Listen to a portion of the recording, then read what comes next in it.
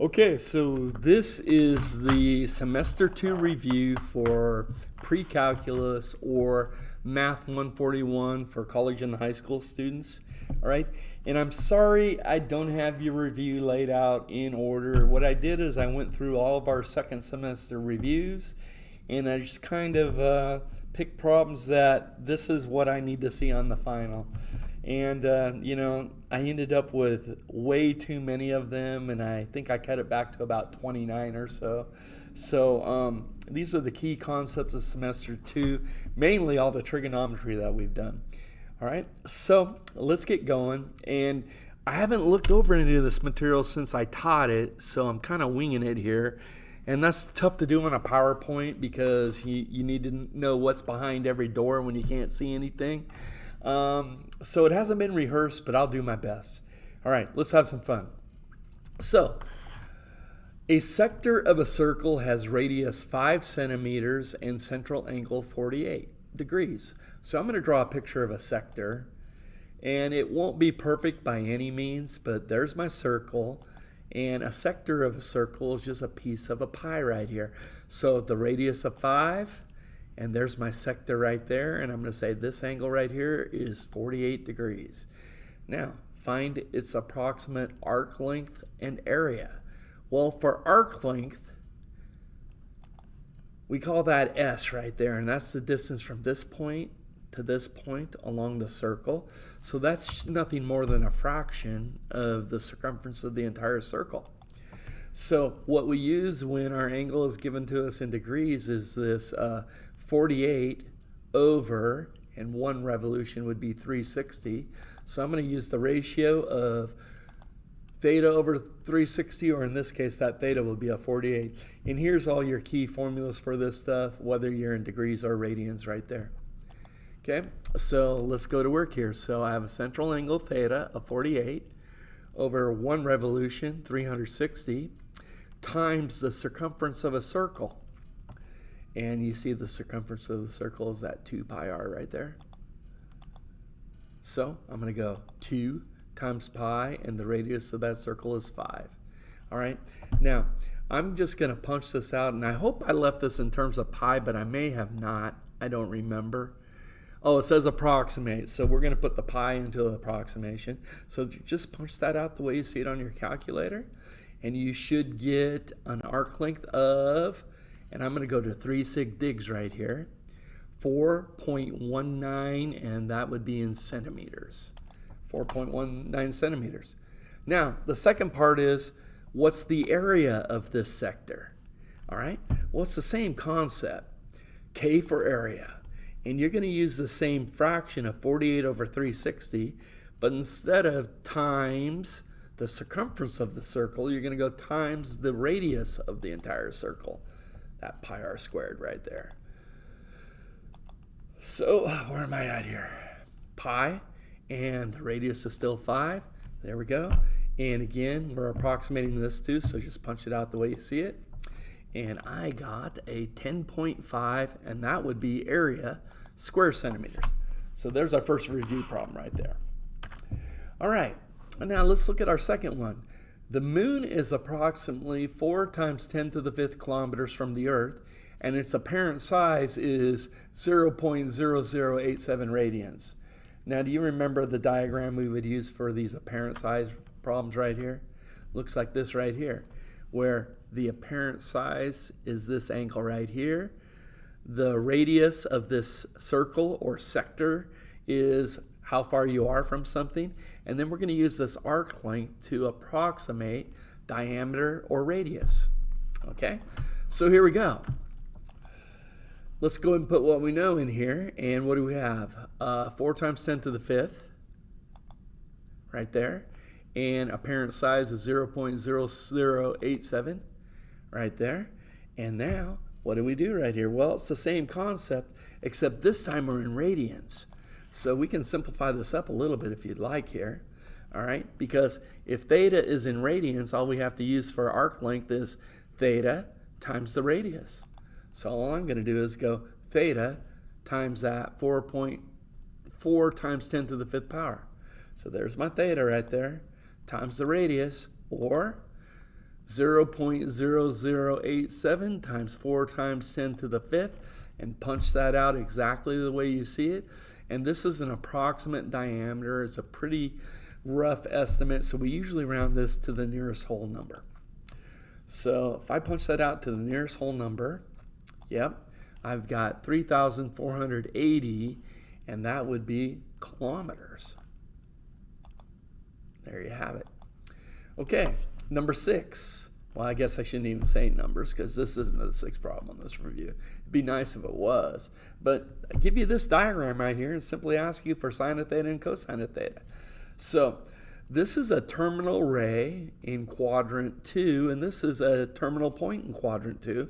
So what I'm going to do is draw a quadrant 2 right triangle. Now, if I can find my hypotenuse of this triangle right here, which is the radius of this circle, I have everything I need for sine and cosine. Ooh, look at that. Okay, so understand the horizontal distance right here is the negative one. This vertical distance right here would be the positive one. And do you see a special right triangle right there? I do. That is a special right triangle. And if you don't remember your special right triangles, you could find this hypotenuse right here with Pythagorean theorem too. But this is a 45, 45, 90 degree special right triangle, and the ratios would be 1 to 1 to root 2. Now, direction doesn't matter there, so still, that's a negative 1. But this is a positive root 2 right here. Now, I use my algebraic definitions of sine and cosine, and I can't miss this problem.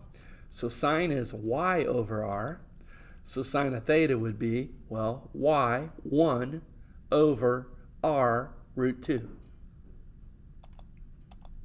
And we're going to write this for McNeil. We're going to rationalize that divisor to get a 1 times root 2 over root 2 times root 2, 2. There it is. Now, what's cosine of that angle? Well, same thing, but cosine is x over r, so that's a negative 1 over root 2, so that's just going to be negative root 2 over 2.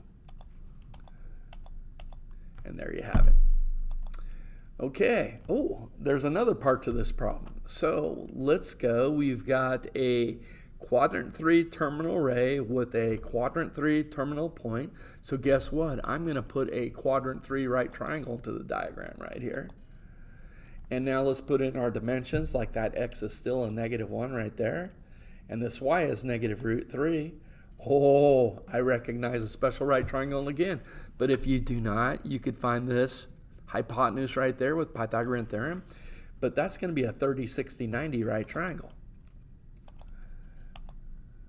And the dimensions are 1 to root 3, or I should say the proportions, ratios, 1 to root 3 to 2. All right, so guess what? This has to be a 2 right there. And now I have everything I need again. So sine of theta would be y over r, which is negative root 3 over the radius 2. And cosine is, again, x over r, so that's going to be a negative 1 over the 2 right there. And we're good to go right there. Okay, hey, they got one more, right on. Okay, now 90 degrees or pi over 2, that's a quadrantal angle, all right? Where sine and cosines are either like 1, negative 1, or 0. So this is pretty easy right here. Okay, quadrantal angle, there it is right there. All right, let's still use our definitions right here. It'll be pretty easy. Okay, let's not then, fine. But sine of 90 degrees, you guys know sine measures the vertical distance. So that's going to be a 1. And cosine of 90 degrees, well, that measures horizontal distance, and there is none, so that's going to be a 0. Right on. Okay, now I did that too. Okay, so now find an exact value of each expression in simplest radical form. So this is the stuff where we use our reference angles. So sine of 5 pi over 4. Well, 5 pi over 4 here is quadrant 3, right there. Boy, let me get there. So these are all the tools I'm going to use right here. All right, and what is the reference angle for 5 pi over 4? That would be pi over 4, right there. And what's sine of pi over 4? Well, this vertical distance right here is exactly root 2 over 2. So the vertical distance right here would be the opposite of that, or a negative root 2 over 2. And again, know your first quadrant of your unit circle, know how these compare to one another, and look at this. I've got all my key angles too. So I'm going to say this baby right here, well, here, sine of pi over 4, again, root 2 over 2. So sine of 5 pi over 4, the opposite of that, negative root 2 over 2. There you go. Cosine of negative 90. Ooh, negative 90, that's the quadrantal angle right there. And cosine measures horizontal distance, so that is a 0. Sine of 150, well, that's here in quadrant 2. All right, and the reference angle for 150 would be 30 right there. And isn't sine of 30 going to be root 2 over 2? So sine of 150 would also be root 2 over 2. Let's write that out down here. So sine of 30 degrees is root 2 over 2. Sine, or excuse me, 1/2. What did I say? Root 2 over 2? 1/2. So sine of 150 would also be 1/2. So that's a 1/2. All right, now cosine of 11 pi over 6. Well, 11 pi over 6 is this angle right here. Okay, and the reference angle is pi over 6, which is the one we used for 30 a second ago. All right, and cosine of pi over 6 is the same distance as cosine for that 11 pi over 6. So that's going to be a what? That's right, a root 3 over 2. And there you have it. Okay. Give the exact value of each expression and state that the value is, or state that the value is undefined. So we're doing the same thing here, except now we've got our reciprocal function, it looks like. Well, we've got tangent, then we've got cotangent, secant, and cosecant. Okay, so let's do the same thing here. Exact values. Where's sine and cosine? Yeah, well, let's use it right here. Reciprocal relationships. So tangent of theta is sine over cosine, or 1 over cotangent. Cotangent of theta is cosine over sine, or 1 over tangent. Secant of theta is 1 over cosine, and cosecant of theta is 1 over sine. All right, so I think I'm going to do a tangent of 135 as a, how about a sine of 135 over cosine of 135. And now it becomes like our last problem right there. 135, well, isn't that going to be this quadrant 2 angle right there? All right. And that would be this vertical distance right here. Reference angle is what, 45 degrees? So that'd be a root 2 over 2. And go ahead and let's get the coordinates of this point right here. The x coordinate will be root 2 over 2. And the y coordinate right there also root 2 over 2. Now I didn't draw that perfect, but it's pretty darn close. So, hey, I got them both right here. Root 2 over 2. And negative root 2 over 2, because we're talking about cosine is root 2 over 2 in quadrant 1, but it's the opposite of that over here in quadrant 2. So that's going to be what? A negative 1. There you go. All right, now cotangent of 2 pi over 3. Well, 2 pi over 3 is going to be, well, let's write it like this. So cotangent is cosine of 2 pi over 3 over sine of 2 pi over 3. And what do I got here? There it is, my 2 pi over 3 right there. All right, and my reference angle right there would be a pi over 3 right there. So isn't cosine of pi, well, let's put the coordinates of that point down. That horizontal distance is going to be 1/2, and this vertical distance is going to be a root 3 over 2. So I have it. Cosine of 2 pi over 3, well, that's over here. That's going to be negative 1/2. And sine of 2 pi over 3, well, that's still positive root 3 over 2. Now, what do we got right here? The 2's cancel. So I've got negative 1 over root 3, which I'm going to rationalize that to get a, booyah, there's my negative out front. Multiply that 1 by root 3 to get a root 3. Multiply the root 3 by root 3 to get a 3. And there you go. Whew, 2 more to go on this one. Well, where am I going to find negative 60 degrees? Wouldn't that be this angle down here? Okay, oh, and I'm doing my reciprocal first. That's going to be 1 over cosine of negative 60 degrees. There's that angle I was trying to do right there. Okay, And the reference angle, of course, is 60 degrees right there. All right, so I think I can do this. So that's going to be 1 over, and isn't cosine of 60 degrees? That's that 1 over, or root 1 over 2 right there. So it's going to be the same positive horizontal distance. So it's still a root 1 over 2, or a 1/2. And 1 divided by 1/2 is 2. All right, we got one more on this problem right here. Cosecant of negative pi. Well, negative pi is a quadrantal angle, and cosecant is 1 over sine. So that's 1 over sine of negative pi. There's my angle. All right, so isn't sine of negative pi going to be a 0? What's 1 over 0? That does not exist. All right, and there's number 9. Okay, number 10. If tangent of x equals negative 1/3, and I'm in the open interval from pi over 2 to pi, find the values of the other 5 trig functions. Woo, there they are right there. And let's draw this picture. Okay, the diagram. It's my favorite diagram right there. Okay, and I'm from pi over 2 to pi, so I know I'm in quadrant 2, so I'm going to do a quadrant 2 right triangle. Doesn't have to be to scale. We're just going to, label everything right here. But let's think about now. Tangent, okay, well, tangent, isn't that going to be, oh, there's my angle x right there. And here's my tangent right here, y over x. All right, so now let's think about this. The y is positive and the x is negative right there. All right, and so I'm thinking to myself, okay, what is that going to be right here? Well, let's see. Okay, 1 to negative root 3. Do you agree that the tangent of this, I'm going to use the acute angle right there, is opposite over adjacent. So that 1's got to be positive, the x is negative. So there it is right there. And 1 to root 3, oh, that's not a Pythagorean triple. I'm going to have to use the Pythagorean theorem. Well, 1 squared is 1 and negative 3 squared is 9. And that's got to equal the radius of the circle squared. All right, so wouldn't that make this a root 10? Yes, it would. All right, I got everything I need. So sine, well, hey, let's put this point right here too. Did I? Oh, I did. Look at that. And the x is negative 3. The y is 1.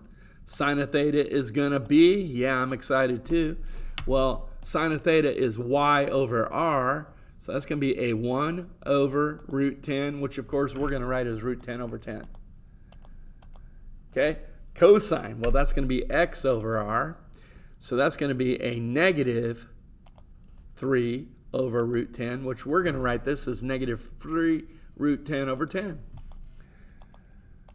Okay, there we go. Cosecant, well, cosecant, that's 1 over sine. So see this 1 over root 10? Cosecant's the reciprocal of that, so that's just going to be a root 10.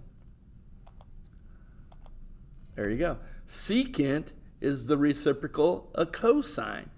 And I'm going to use this one, negative 3 over root 10. The reciprocal of that would be negative root 10 over 3. All right? And cotangent, well, that's the reciprocal of tangent. The reciprocal of negative 1/3 is just a negative 3. There you go. Number 10. Cool. Give the exact values of each expression. Oh, they're being tough on us right here. Inverse tangent of root 3. That means the angle whose tangent is root 3. So when does tangent have an output of root 3? Well, let's think about this. Isn't tangent sine over cosine? So that's going to be when sine of theta over cosine of theta equals root 3. Okay, and when is sine of theta over cosine of theta going to give me a root 3? Could I do something like a root 3 over 2 and a 1/2? I think so. Root 3 and a 1. Well, that's a root 3, but those aren't key outputs for sine and cosine, but root 3 over 2 sure is. Because root 3 over 2 would be this angle right there. And that 1/2 is my cosine right there. So there it is. What is that angle? And what am I in? Give the exact value of each. It didn't tell me, so I could go degrees or radians right here. So I'm going radians, and there's my pi over 3 right there. Could have also been 60 degrees. Okay, now cotangent of the angle whose sine is 1/2. So when does sine of theta have an output of 1/2? Well, I can look right here again. And doesn't sine have an output of 1/2 at pi over 6? So that's going to be cotangent of pi over 6. Yep, right there. And what's cotangent of that pi over 6? Well, that's 1 over the tangent, or cosine over sine. I probably did the cosine over sine. Let's see what I did. Yep, cosine of pi over 6 over sine of pi over 6, and now I know those. And cosine of pi over 6 is root 3 over 2. And sine of pi over 6 is that 1/2. So that's going to be the 2's cancel, and I get a root 3. All right. Oh, I like this last one. Secant. Well, isn't the reciprocal of secant going to be cosine? So look what I do here. Yeah, that's right. I'm going to write this as 1 over cosine of inverse cosine of -3/5. Now, why did I do that? Those undo each other. They cancel. So that's going to be 1 over -3 over 5, which I'm going to invert and multiply to get a -5 over 3. There you go. Oh, we must be on another chapter here, because I'm back to number 1. Or else this review presentation has taken me way too long. Angle of inclination. Do you guys remember the formula for your angle of inclination? I hope so. It has something to do with tangent, doesn't it? Yeah, here it is right here. Slope of my line equals tangent of theta. Okay, so tangent of my, and oh, that's an alpha right there, of alpha has to equal the slope of this line right here. Well, what's the slope of that line? Oh, I better solve for y, huh? All right. Do you agree that 3y would equal x minus 9? So isn't that going to be a 1/3?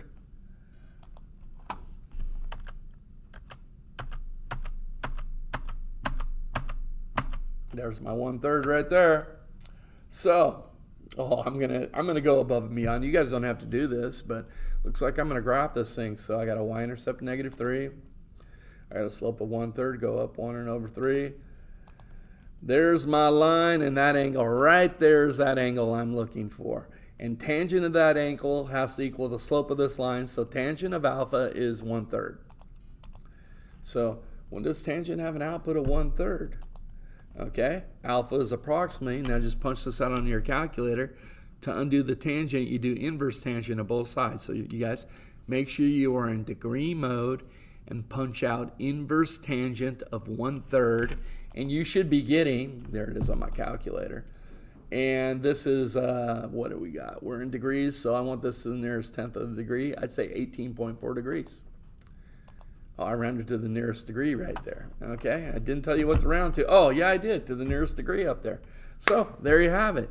Angle of inclination is 18 degrees. Now remember, if you get a negative angle right here, it's got to be between 0 and 180, so you add 180 to make your angle positive. Okay? All right. There you go. All right, next one. Oh, gotta like this. Oh, this Unit 8 review got in the middle of this. Ignore that right now. I don't know how that got there. But anyway, we got, let's divide by 5. So cosine of theta is going to be -1/5. All right. So I don't know when cosine has an output of -1/5, so I'm going to go inverse cosine. So theta is, let's go inverse cosine of -1/5 to the nearest tenth of a degree. And I'm getting 101.5 degrees. Right on. So this is a little extra right here. Okay, 101.5 degrees. Now, is there another angle where we'd have the same output? Well, cosine is negative in quadrant 2 and quadrant 3. So let's reflect in the x-axis and get that angle right there. And could I get that by simply going 360 minus 101.5? Yep, that's what I did. And I got 258.5 degrees. Now, I did not give you a window here at all, did I? All right, so I got to talk about all possible answers. So I'm going to take both of those, and what am I going to add? I'm going to add multiples of 360 going in either direction, so I'm just going to go n times 360 on both of those. All right, the next one. All right, let's graph y equals 3 sine of x over 2. Give us amplitude and period. Well, I'd start with a typical window for sine right here. But now I'm going to think about my amplitude and my period.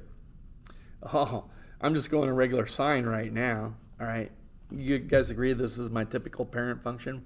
Y equals sine of x. Beautiful. Now, amplitude, all right, would be the absolute value of this 3. So the amplitude is 3. And the period, well, this x is being actually multiplied by 1/2, and what I multiply the x by divides my period, and that's right here, period equals 2 pi divided by b. All right, so what am I going to do right here? Well, typically sine has a period of 2 pi, but I'm multiplying that x by 1/2. So if I divide 2 pi by 1/2, don't I get a 4 pi? Oh, there's my 3, negative 3, and there's my 4 pi. So this is 4 pi out here. Let's clean this up a little, about 2 pi right there. That makes that pi. Oh, how sweet. And that 3 pi. And there, my friends, is the perfect graph of y equals 3 sine of x over 2. I love it. Find the equation. Okay. So last one, they gave us the equation and they asked us to graph. Here, they're giving us the graph and they're going to ask us to find the equation. And it looks like I have translations going on this time. So I'm going to use my cosine function. So what is that point right there? That is in nothing scaled, so these hash marks must be just ones. So isn't that 1 and then 1, 2, 3? Yep. And then I need this point down here. And what's that? 1, 2, 3, and negative 1? There it is right there. Cool. Coolio. All right. So again, this is why I like to use cosine right here. I already see the horizontal translation. So I'm going to get this function right here. And I know the amplitude already is max, what? Minus the min divided by 2. Max minus min divided by 2. And that's going to equal right here. Well, 3 minus negative 1, that's 4 divided by 2 would be a 2. 2. Okay, let's start right here. So that a right there is a 2. Okay, the period. Well, let's see. Twice the distance from 1 to 3. That'd be 2. So the period's got to be 4 right here. And what it is this horizontal distance right there. And there's halfway, which is 2 units. So that's going to be 4 units. Period's 4. So now we got to use that to find our b. So 2 pi over b has to equal 4. That means b would equal 2 pi over 4 or pi over 2. b equals pi over 2.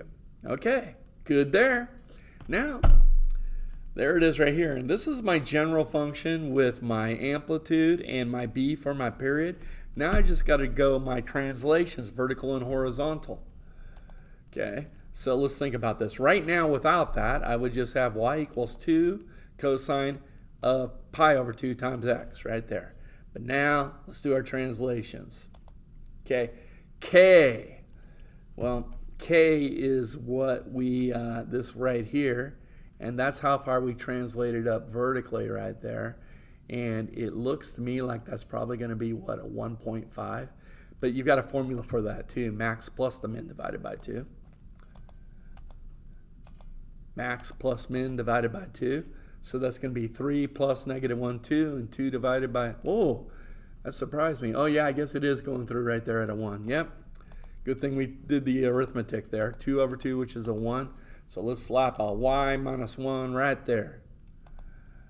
And that's the axis of this sine wave right here, y equals 1. And note, even though I'm using cosine, this is still considered a sine wave because cosine is just a horizontal translation of sine. All right, now the easiest part, x minus h, horizontal translation. Well, I see that right there. That's my 1. So I'm going to go a minus 1. And there it is right there. Y minus 1 equals 2 cosine of pi over 2 times quantity x minus 1. Boom, cool. All right, oh, I checked it on my calculator too. Yeah, what do you think? Well, it looks pretty good to me. All right, right on. Okay. Oh, now our story problem. Oceantide Dock, at Oceantide Dock, the first high tide occurs at 2 a.m. with a depth of 5 meters. We better plot that point. So at 2 a.m. right here, I'm at a depth of 1, 2, 3, 4, 5 meters right there. Okay, all I need is one more point, just like on the last problem. The first low tide occurs at 8:30, 2, 4, 6, 8, and then I got to have a half there, and that's going to go to 2.2, so that's approximately right there. Now, that's not going to be perfect, but I'm going to label it. And now I'm going to draw my sine wave. 2 points, booyah. And again, how did I know about how far to put this out? Well, we're talking tides, so this distance right here is a little bit over 12. And I don't need to know because all I need are these first 2 points. And then this looks just like the last problem now. Wasn't that simple? So, check. Sketch, that's a great sketch. Write a paragraph to describe how you would use the given information about the high and low tides to find a trigonometric equation of this function. So I'm a mathematician. My trigonometric equation will be the equivalent of a paragraph, but I promise I'll verbalize it with you guys. So here we go. Gonna use cosine again. Yep, there it is. And now what's the amplitude? Well, isn't that gonna be again max minus min divided by 2? And wouldn't that be right here? 5 minus 2.2. What would that be? A 2.8 divided by 2. Is that a 1.4? Yeah, amplitude is 1.4. So let's slap that right there. Cool. Now, next. Oh, what's this horizontal distance right there? Very cool. Okay. Well, that would be from 2 to 8.5. So that's going to be 6.5. So the total distance would be 13. So that's the period of this function, and I know 2 pi divided by b has to equal that period. So I'm going to go b equals 2 pi over 13. And I'm going to leave that exactly right there, 2 pi over 13 right there. Okay, now all I need is my translations because this is what I got so far.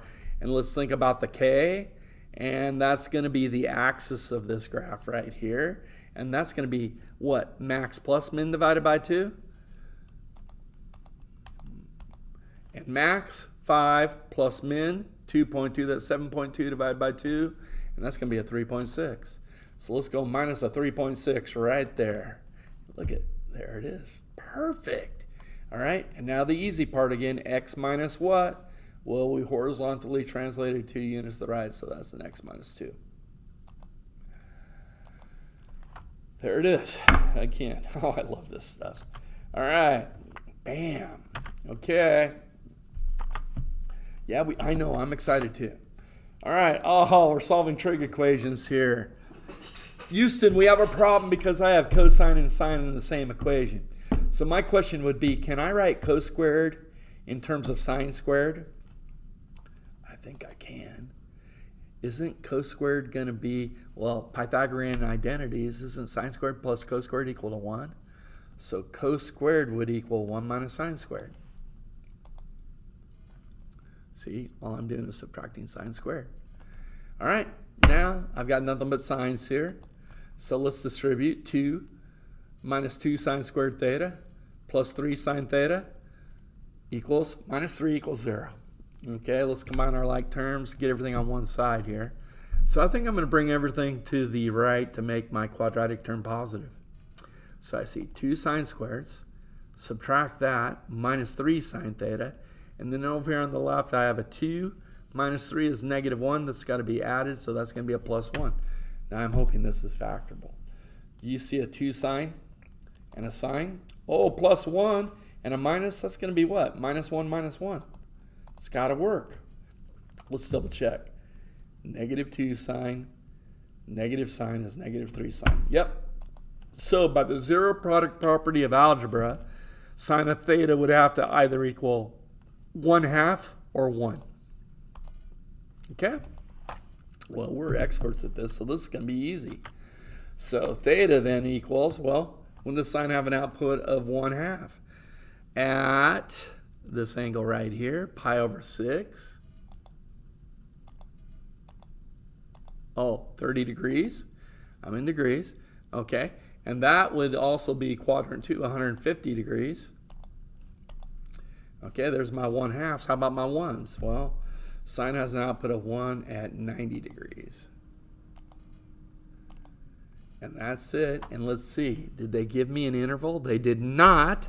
So I've got to take those three angles and add n times 360. There it is right there. Every possible angle where 2 cos squared of theta plus 3 sine theta minus 3 equals 0. Isn't that cool? All right, next. At a distance of 100 meters, well, let's look at a distance of 100 meters. The angle of elevation to the top of a fir tree is 28 degrees. So I'm going to go out here to the base of my fir tree. There's my 100 right here. And this angle is 28 degrees. And I bet you they're going to ask me, yep, how tall is the tree? Okay. Well, do you see right triangle trigonometry? I hope you do. And I'm looking for opposite. I have adjacent to that angle. That sounds like a tangent to me. So katoa, tangent is opposite to adjacent. So let's go tangent of 28 degrees equals my h over my 100. So we'll multiply both sides by 100. To get the height of that tree is 100 tangent of 28 degrees. Now make sure you're in degree mode. Punch this out. And let's round to 3 sig digs here. 53.2 what? Meters. It's a pretty tall tree right there. Okay. A regular pentagon is inscribed in a circle, radius 4. I love drawing this. There's my regular pentagon, equilateral and equiangular, inscribed in a circle. There's my circle. And let's go center of a circle and put a couple radii in this picture. How about right there? And let's create our triangles now. Boom, right there. And that would be 4 too. Let's see. Yeah, put the 4 right there. And do you know this angle right here? Well, 1 complete revolution is 360 divided by 5. Isn't that 72? That's in my mind for some reason. Look at that. Now, what do we have right here? We have side, angle, side. And you guys remember how to find the area of a triangle given side, angle, side? It's 5 times that triangle right there because those are all congruent. 5 times, and here's my formula right here, 1/2 AB sine of C. Dun, dun, dun, dun. So 5, and then 1/2. A and B would both be 4. 4 and 4, that's 16 or 4 squared, however you want to write that. And sine of that included angle right there was 72 degrees. Degree mode again, carefully punch this out. And let's round this to 3 sig digs. I got 38.0, and what am I in? That would be up here, square inches. Okay, find the area of the quadrilateral shown. Well, man, that's not a very regular quadrilateral now, is it? So we better triangulate it. And I want to keep my right angle here. So I'm going to do the triangulation with this segment right there. All right, now I got a right triangle, and all I need is this angle to find that angle, and this hypotenuse with Pythagorean theorem or trig, and I'll have everything I need. So let's find that first. Well, how about Pythagorean theorem? Oh my gosh, that's a Pythagorean triple? I don't remember that one, honestly, so I'd have to use Pythagorean theorem right now, or I could look up my Pythagorean triples. Oh, I guess I'm going to do the Pythagorean theorem. So can I go 7 squared plus 24 squared equals c squared? So that means c equals, well, you guys, let's take the square root of this sum right here, and that's 25. That is a Pythagorean triple. Wow. Okay, I don't remember that one, you guys. I'm sorry. All right, but now all I need is this angle right here, so I can find this angle right here. So let's use what we have. This angle, 7 is opposite, 24 is adjacent, so I'm going to use tangent again. So that angle right there, I'm going to call alpha, and I'm going to say tangent of alpha has to equal 7 over 24. So let's go inverse tangent of 7 over 24. And let's round that to the nearest, am I in degrees? I am, 1/10 of a degree. So that's 16.3. So this angle right here would be 120 minus 16.3, which is 103.7.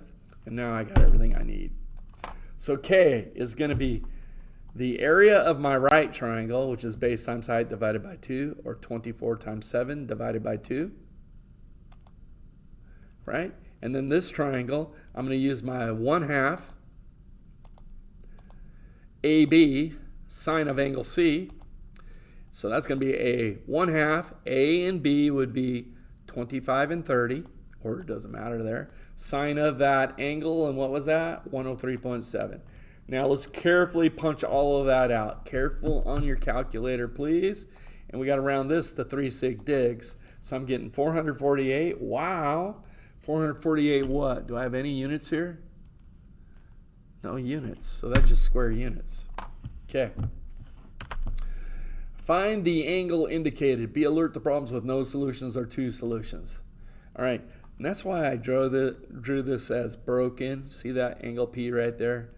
I'm not sure, so I just drew it like that. But let's label things. P, side P, that'd be the 5 right there. Q, well, that'd be this side right here, 4. And angle Q is 74. Well, you know what? I bet you we can use law of sines right here. Dun, dun, dun, dun. Yeah, side angle. Okay, law of sines. But, you know, we could have a problem here. So can I say sine of P over 5 has to equal sine of 74 over 4? And then lots of ways you can do this. I'm probably just going to go sine of P equals 5, sine of 74 over 4. All right. Ooh, 5. This is going to be close to off. I don't know. Yeah, let's punch that out real quick.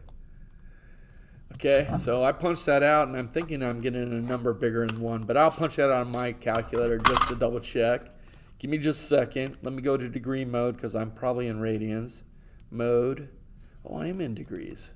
Oh, somebody else was using my calculator. So 5 sine of 74 divided by 4. And that is 1.2 something greater than 1. And you know a sine oscillates between -1 and 1. So that angle P, see how I have it broken right there? Does not exist. Very cool. Oh, here's another one of these. So this time the P is 9. The Q is 8. And they gave me an angle P, 23. And they're asking me for Q. So I just put it in my diagram, not to scale. It's even broken. But same thing. Let's go like this. What am I finding? Sine of Q. Yeah, so let's go sine of Q over what? 8. Law of sines here. Equals sine of 23 over what? That's right, 9. So sine of Q would be 8 times sine of 23 over 9. 8 over 9 sine of 20. This is going to work. So just go inverse sine of the right-hand side to get your Q right there. And inverse sine of 8 times sine of 23 degrees over 9, I am getting approximately to the nearest tenth, 20.3 degrees. Now, is there another angle that would work? Well, there's my 20.3 degrees right here, meaning here in quadrant 2. What's that right here? That'd be 160. That's 159.7, isn't it? Yeah. Now, would this 159.7 work? Isn't 159.7 and 23 greater than 180? So that one does not work. The only answer is 20.3 degrees. Bam, right on. Okay. After leaving an airport, a plane flies for 1.5 hours at a speed of 200 kilometers per hour at a course of 200 degrees. Well, we better do a course of 200 degrees. So there's my airport. You can just draw a point. There's my true north. And 200 degrees, wouldn't that be, well, 180 would be going straight south. So this is going to be a little beyond that. Something like that right there. And isn't this acute angle right there going to be 20 degrees? Right now, how far did we go? Well, 1.5 hours at 200 kilometers per hour. So that's going to be 300 kilometers, isn't it? Okay, there we go. And the question is, then on a course of 340, so we're changing course here. So 340, that's almost a complete revolution. I've got this doing that right there. And isn't this angle right here also going to be 20 degrees? Okay, cool. All right, now how far did we do this? 2 hours, 250 kilometers per hour. That's 500 kilometers right there. Now the question is, at this time, how far from the air point is the plane? So that would be this distance right there. All right, so let's see. Wow, side angle side. Okay, I'm thinking I'm going to use law of cosines. And do you all agree by alternate interior angles, if this is 20, that would have to be 22, and that's 20 there. So this whole angle right there is 40. So I'm going to go law of cosines, I'll bet you. Let's see if I did. Yeah, side angle side, law of cosines. So I'm going to do what here? I'm looking for a distance. So in general, I'm going to go c squared equals a squared plus b squared minus 2ab cosine of the included angle c. Now let's put this formula in terms of this diagram right here. So I'm looking for d, so I'm going to say d squared equals, and then a and b are my adjacents, 500 squared plus 300 squared. Order doesn't matter there. Minus 2 times 300 times 500, and cosine of this whole angle right there, which is 40 degrees. All right, so we're just going to go d equals, now let's take the square root of that right-hand side very carefully, and that's got to be 3 sig digs, and I get 332 what? Kilometers. There you go. Very cool. All right, wow, we're on another test here. Simplify cosine of 75 degrees, cosine of 15 degrees, plus sine of 75 degrees, sine of 15 degrees. Well, I don't know cosine of 75 or cosine of 15. But doesn't this look like a cosine of alpha minus beta? It sure does to me. Cosine of alpha plus or minus beta equals cosine of alpha, cosine of beta, minus plus sine of alpha, sine of beta. So there it is right there. We got the cosine, and my two angles are 75 and 15. And do you see the plus right here? That means right here I have to have the opposite of that, a minus. Boom! And that's just cosine of 60 degrees. And we're all experts at the unit circles, and cosine of 60 degrees is going to be a 1/2. See it? It's this horizontal distance right there, 1/2.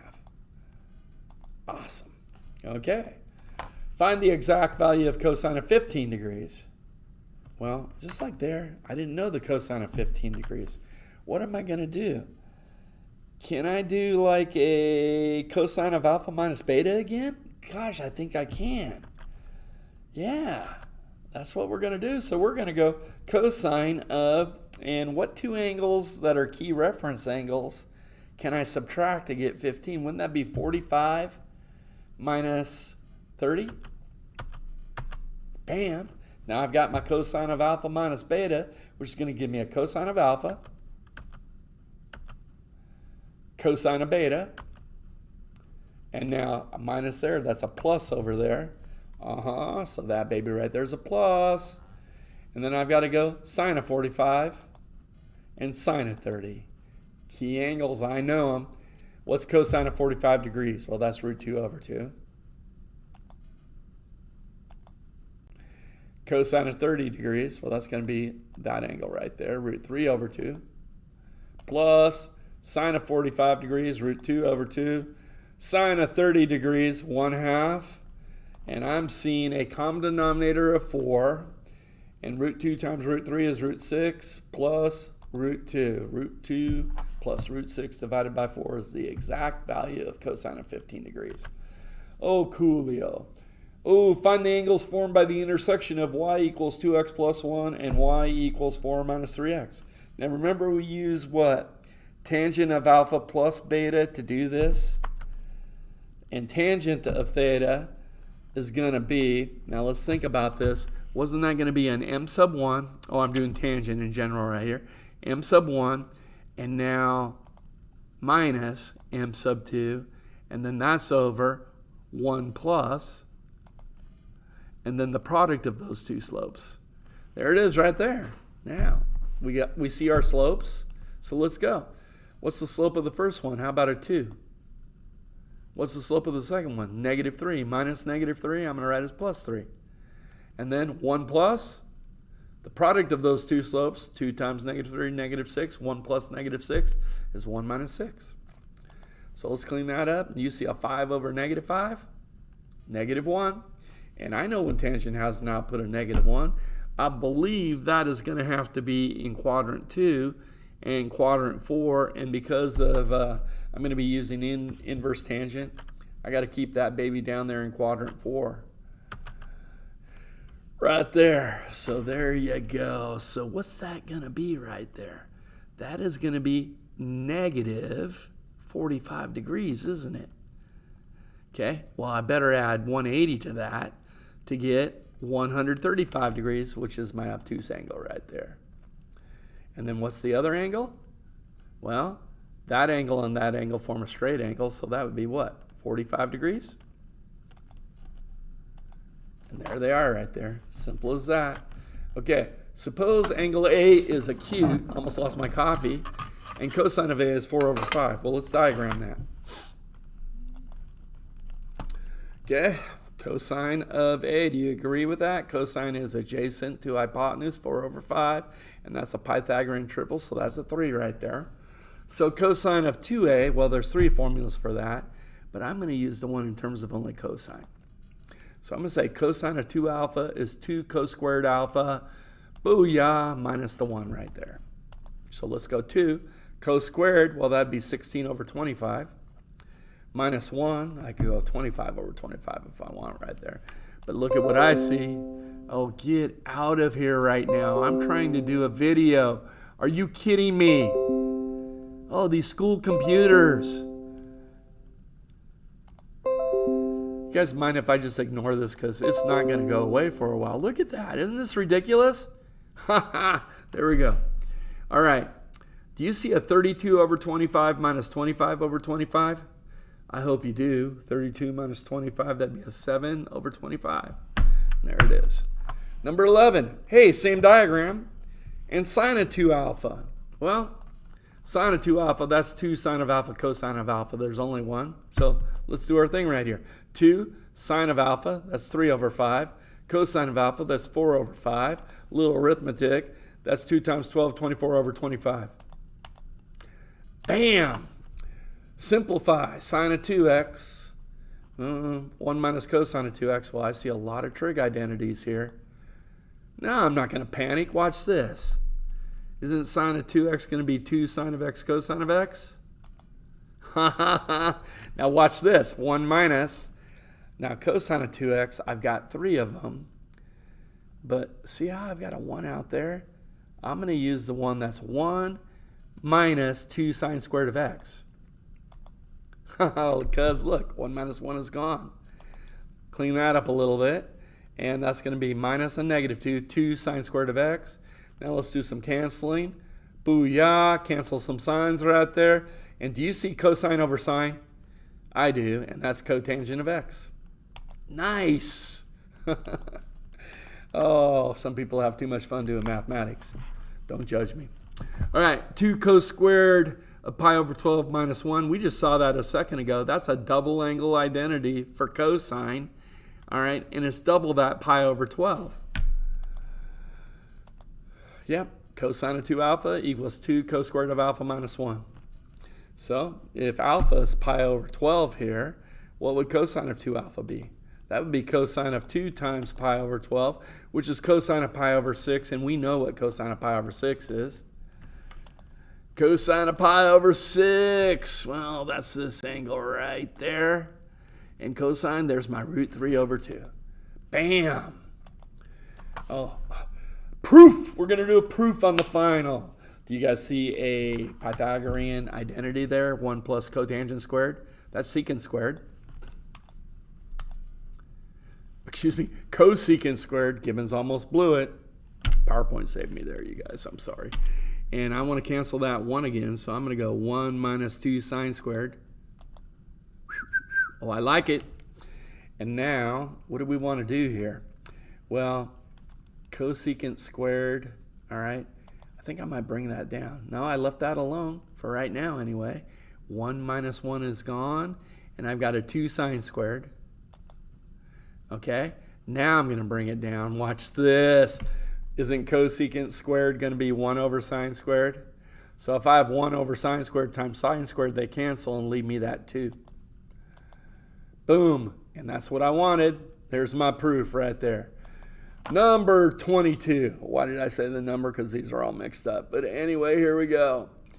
Cosine of 2x equals cosine of x plus 2. Hey, I know what to do. Let's write cosine of 2x in terms of, well, I need cosine. So could I say 2 cos squared of x minus 1? Yep. And now let's put this in quadratic form. So 2 cos squared of x minus cosine of x minus 3 equals 0. I hope I can factor that. 2 cosine and cosine, I need a negative 3. How about I go negative 3 there? Oh, negative 3 there. Let's see. Negative 3 oh, yep. Negative 3 cosine, and then I got to have a plus 1 there. 2 cosine, that's negative cosine. That's it. So let's say cosine of x equals 3 over 2. That sounds kind of funny. And wouldn't cosine of x also equal negative 1 by the zero product property? All right. So that doesn't work because cosine oscillates between negative 1 and 1. So my only possible answer is when does cosine of x equal negative 1 in the half-closed interval from 0 to 2 pi? Draw that picture. Cosine negative 1. Cosine measures horizontal, so that's going to be that angle right there. And that angle right there, we're in degrees. That would be pi. X equals pi, and that's the only answer. Oh my goodness. That is it, you guys. Well, I had a ball. I hope you guys enjoyed this. Sorry I was a little sloppy at times, but I didn't get a chance to review it all. I did my very best, and I hope I showed you guys everything. Let me know if you got any questions. Everybody have a great day, and we're almost done with the year.